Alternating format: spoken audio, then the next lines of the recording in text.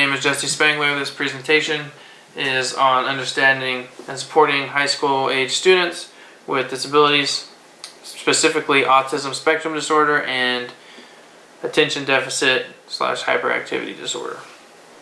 The goals of this presentation are to understand what these disorders are and what's associated with the disabilities, understand how these disorders affect students during the day and with their relationships with peers, discuss how these disabilities affect students in the classroom, and understand ways to implement things in the classroom to support students with autism spectrum disorder and attention deficit hyperactivity disorder. Autism spectrum disorder is a neurodevelopmental disorder that reduces an individual's capability to talk to and be around others. They can cause repetitive actions and being hyper-focused on certain things and activities. And autism spectrum disorder is broad. It includes many disorders that in the past have been categorized as separate. Students with ASD can have many different characteristics. Some may show a lot of them and some may show very few. They may have a hard time with verbal, nonverbal communication and trouble adjusting to changes, poor social skills, repeating certain actions and activities. 1 in 36 children in the United States are diagnosed with ASD. Males are 4 times more likely to have ASD. There's no specific cause. There's some genetic and some non-genetic, and some environmental risks have been associated with autism spectrum disorder. Cognitively, language and communication skills can struggle. Their sensory processing can be different. Some may be highly sensitive, some may be low. Things like loud noises. Some students with ASD may just hate loud noises, while others could care less. Physically, their motor skills development can be impaired.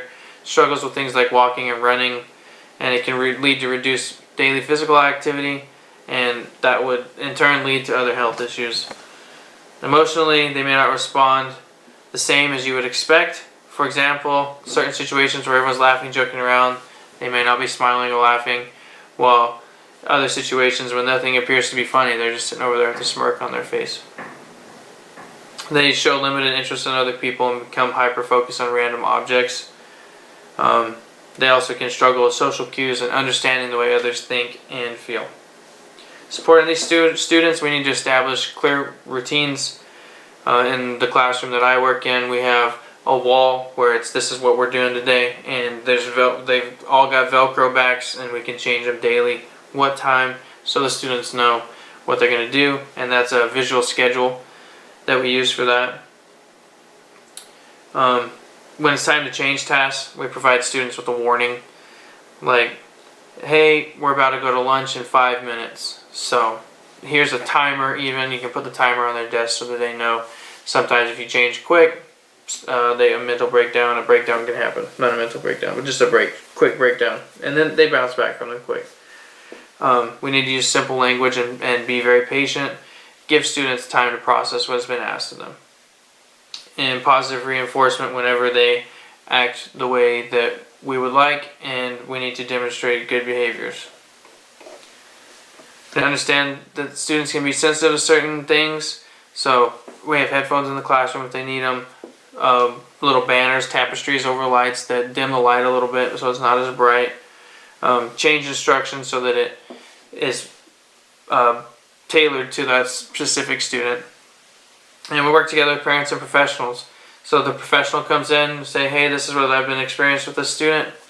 Boom, here's an answer, here's what they've seen.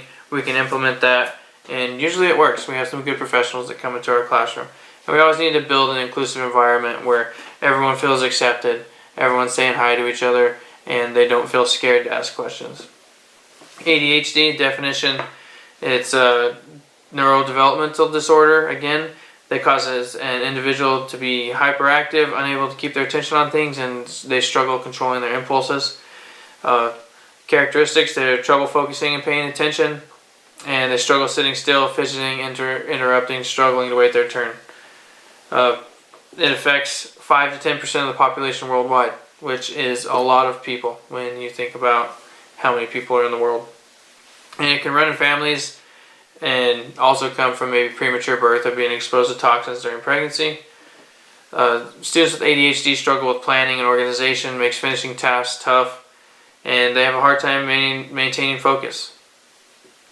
They can forget about what they're supposed to do, or forget about things with their peers, and maybe that can cause them to struggle with their social life as well.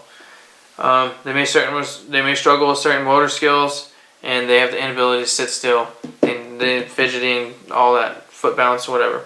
Emotional regulation can be impacted. They struggle controlling anger and frustration. They'll act out due to hyperactivity, which can contribute to struggles socially and academically, which can lead to low self-esteem.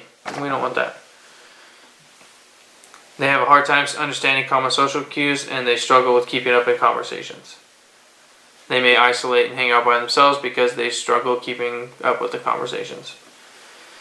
The sports students with ADHD, seek them away from distractions, and this can be certain classmates or small things in the classroom. Help them with organization, maybe give them a color-coded pamphlet or something that says, hey, this class is green, this class is red, this class is blue, and that can help them organize better. We need to give them early and extra warnings when changing a routine, and understand that they can become hyper-focused on things that they're really interested in, so it's hard to pull them away from that. Provide them with a choice to show their understanding. Maybe the student doesn't want to stand in front of class, maybe they just want to write a paper and turn it in, those type of things. And allow breaks.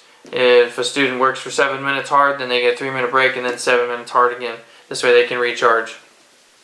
In our classroom, we have an area with a little couch and like some sensory type things, and the kids can run over there and hang out for a few minutes and then come back and get back into class and be locked in again.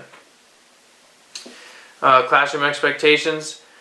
Group work where students can model to those with ADHD how to get stuff done, so they can get it done together.